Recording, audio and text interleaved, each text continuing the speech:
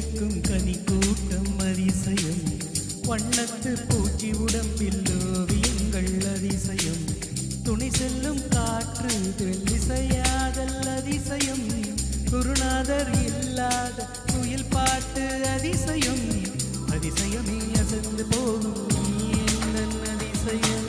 கல் தோன்றி மண் தோன்றி கடல் தோன்றும் முன்னாலே உண்டான காதல் அதிசயம். ஓ 16 வயதான பருவத்தில் எல்லோருக்கும் படர்கின்ற காதல் அதிசயம்.